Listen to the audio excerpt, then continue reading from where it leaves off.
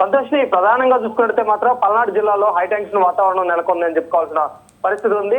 TDP మండలాధ్యక్షుడు ముప్పాడకు సంబంధించిన ఆ వ్యక్తి కారుపై కూడా ధ్వంసం చేశారు వైసీపీ నాయకులు అని చెప్పేసి టీడీపీ నేతలు ఆరోపిస్తున్న పరిస్థితి నెలకొంది. ఒకవైపు చూసుకున్నట్టు మాత్రం నరసరావుపేట ఎమ్మెల్యే సంబంధించి కూడా వాళ్ళ ఇంటి మీద కూడా రాళ్లతో పాటు దాడి చేశారని చెప్పేసి కొద్దిసేపటి క్రితమే వైసీపీ మూకలు కూడా చంద్రబాబు అరవింద్ బాబు ఏదైతుందో టీడీపీ ఇన్ఛార్జ్ గా కొనసాగుతున్న చంద్రబాబు అరవింద్ బాబుకు సంబంధించి కూడా ఏదైతుందో వాళ్ళ ఇంటి మీద కూడా వైసీపీ నేతలు కూడా రాళ్లు దాడి చేశారు. ఈ నేపథ్యంలో కూడా చూసుకుంటే కొంతమంది గాయాలు కూడా అయ్యాయి.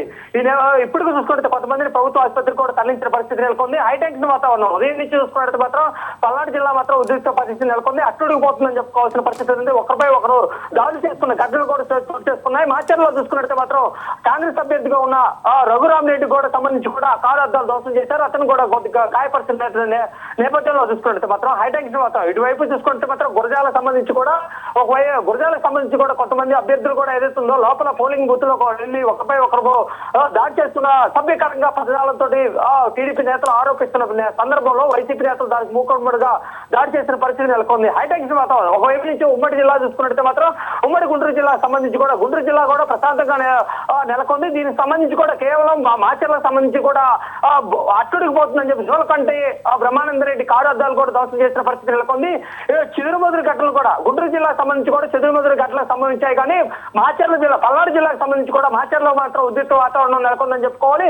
కొత్తగా చూసుకుంటే మాత్రం ఎలక్షన్ మరికొద్ది సేపట్లో ముగిసిపోతున్నానంగా నరసరావుపేట సంబంధించి కూడా ఇద్దరు వైపు చూసుకుంటే మాత్రం ఇన్ఛార్జి చంద్రబాబు అరవింద్ బాబు కానీ ఇటువైపు చూసుకుంటే మాత్రం నరసరావుపేట సంబంధించిన గోపిరెడ్డి శ్రీనివాస్ రెడ్డి ఇద్దరి మధ్య కవింపు చర్యలు పాల్పడ్డారని చెప్పేసి అక్కడున్న ప్రత్యక్ష సాక్షుల కథనం ప్రకారం తెలుస్తోంది. దీనికి సంబంధించి కూడా 144 సెక్షన్ సమస్యాత్మక ప్రాంతాలను కూడా దృష్టి సారించి 144 సెక్షన్ విధించినా కానీ పోలీస్ పికెటింగ్ ఏర్పాటు చేసినా కానీ దాడులు మాత్రం కొనసాగుతూనే ఉన్నాయని చెప్పుకోవాల్సిన పరిస్థితి నెలకొంది. గత చరిత్రలో అంశాలను దృష్టిలో పెట్టేసుకున్న పోలీస్ యంత్రాంగం కూడా అప్రమత్తమైన పరిస్థితి నెలకొంది. కానీ వీటన్నింటినీ చూసుకున్నట్టు మాత్రం కేవలం పల్నాడు జిల్లాలో మాత్రం ఉద్రిక్త వాతావరణం నెలకొందని చెప్పుకోవాల్సిన పరిస్థితి ఉంది.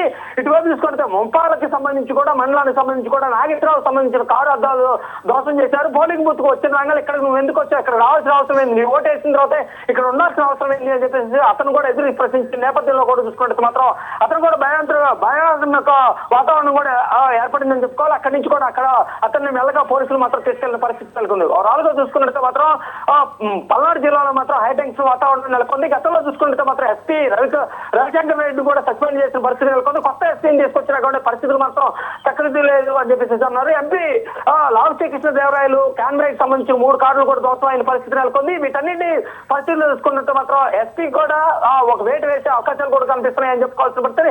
ఎన్నికల కమిషన్ కూడా గతంలో చూసుకుంటే ఎంపీ నరసరావుపేట ఎంపీ లావు శ్రీకృష్ణదేవరాయలు ఎన్నోసార్లు ఫిర్యాదు చేశారు. ఇక్కడ ఎలక్షన్ కమిషన్ కట్టుదిట్టమైన భద్రత ఏర్పాటు చేయాలని ఎన్నోసార్లు ఎస్పీ కూడా వెలువడించిన సందర్భంలో కానీ కట్టుదిట్టమైన భద్రతా చర్యలు తీసుకోకపోవడం వల్ల ఈ ఘటన చోటు చేశాయని చెప్పుకోవాల్సిన పరిస్థితి నెలకొంది.